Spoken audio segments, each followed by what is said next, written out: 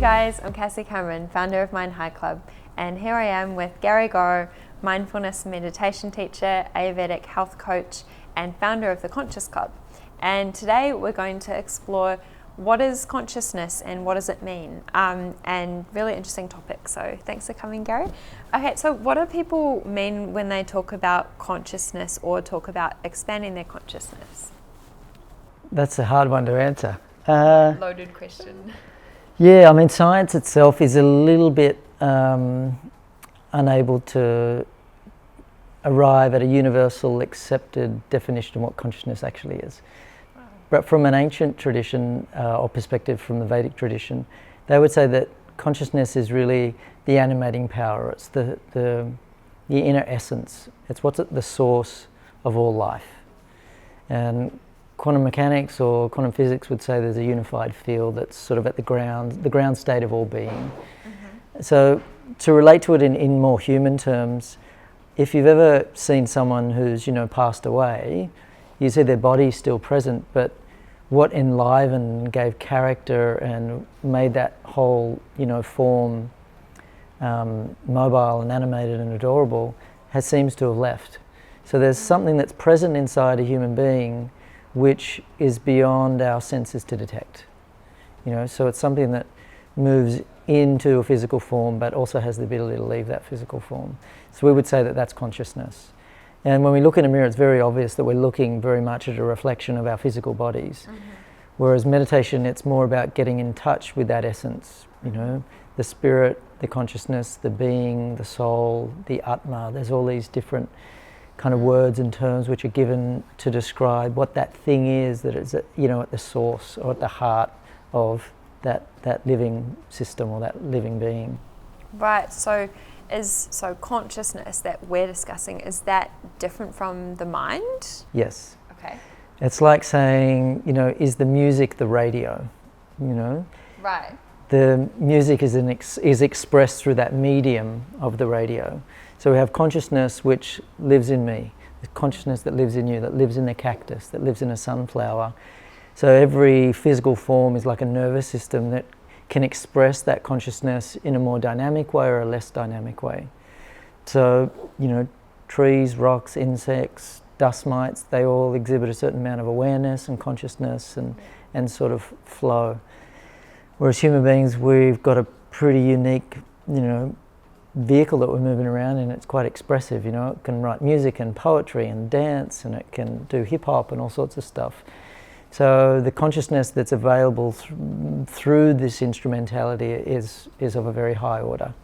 Right, wow. And so when people actually talk about expanding their awareness or consciousness, what does that mean? It means that there's different types of consciousness. You could say that there's one universal consciousness.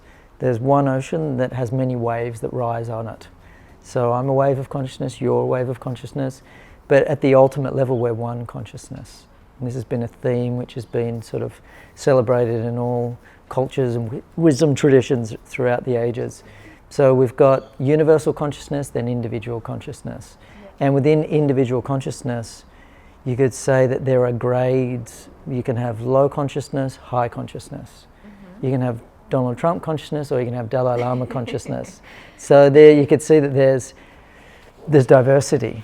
And ultimately what we're here to do is raise our level of consciousness so we can experience life on higher terms, so we can feel greater sense of connection and creativity and just really tap into what the deepest source of joy in life is. And when we're at a low level of consciousness, we very much identify with just the surface of things. And we live in a very primitive way, and it's all about conquering and consuming and acquiring. And then once your consciousness begins to become elevated, you find your desires change.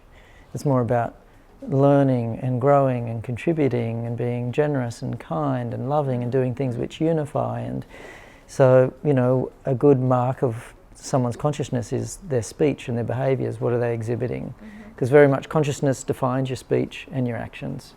So we would say we're physical, mental, and we're consciousness.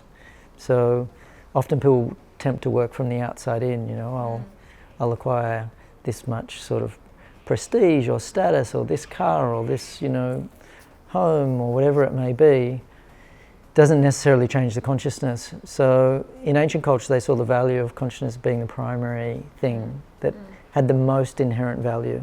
So they sought to do practices which would elevate their consciousness state. And it didn't mean that you'd throw away the rest of life. It just meant you could really enjoy it and be really enriched. Like, for example, for a long time, and maybe still in many circles, not the ones I move in, but there's this idea that if I get a certain amount of wealth and power and prestige, I'm going to be really happy and fulfilled. And then you go and you hang out with some of the people in Hollywood, you realise, shit, they're kind of miserable. And how many of them have been taking their lives? So it's kind of shows you that those things don't really cut it. So it's the quality of the consciousness which is the most important, valuable, and it should be the greatest concern for a human being. Wow, so if someone is watching this and interested, okay, well, how can I embark on that journey? How can I expand my consciousness? How do they go about doing that? I'd say there's the popular routes, and they're very good, having a yoga practice, a meditation practice. I would say what's even emerged is plant medicines. These are very powerful at transforming and awakening consciousness. So I'd say they're probably the best things for the job. Are there any myths or pitfalls to when you're embarking on the expanding the consciousness journey? I think there's a lot of pitfalls to not doing that work. You end up having a very shallow, kind of cold, sort of superficial existence. Right. So I'd say not doing the inner work, not growing, not evolving is kind of dangerous. Right. Having made the decision to grow and evolve as a human being, I think there's enormous rewards, but there's challenges. You kind of might be exposed to all the things that you've sort of been screwing up in your life. Right. But the beautiful thing is you get to change all that and you get to kind of raise yourself to a whole new level. So I'd say mostly, doing the inner work and, becoming spiritualized means that you just start to get real and get in touch with what life's really all about and what true meaning and what true purpose and fulfillment is and where that lies. And very much that's a personal thing, we're all unique, we're all designed and born for a specific purpose, and just getting in touch with that and following that with your whole mind and heart, it's a beautiful journey to get on. And once you're on it, is it sort of pretty evident that that's what's happening for you, or what are some common sort of signs of, I'm actually growing into this now and things are expanding? I think you just notice that life starts to open up more and more and more. My personal experience has been it's just a continual blossoming and discovering and learning, and doesn't seem to be any limits to it. I find a lot of people I meet, they kind of do things in their life, they develop a skill set, and then they're just sort of running their life in the same patterns, and their life just seems to just get established, and then it gets really repetitive and boring and mundane. And I find, if you're committed to growing, life's just going to stretch you and open you and give you more challenges and take you to new experiences and dimensions, and then that's when, for me, life gets rich. So I'd say just start the journey, and then life, you kind of give yourself over to that life energy. Because you can kind of look at life two ways, I'm in control of life, or actually I'm part of this thing called life. I'm not making the planet spin, I'm not keeping the electrons in orbit around the nucleus of the atom, it's something else that's doing that. So I've kind of got this idea that, the universe owns me and it'll just tell me what to do and I just have to listen. Right. So I think, just learn to listen to, your inner calling, not societal conditioning or what other people think is appropriate. So you kind of run your own show in many ways. So it's kind of the idea of getting free.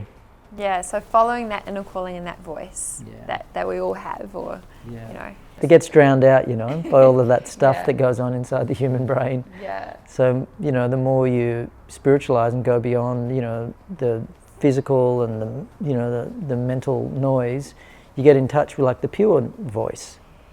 And then it becomes pretty clear what the right decision is or what the right direction to go is in your life. I think people get lost and confused when they've been paying too much attention to the static and all of the sort of bullshit that swims around in their brains. Cool. Well, thank you so much. Super interesting stuff. There you go, guys. A bit about consciousness, and hope that you enjoyed the video.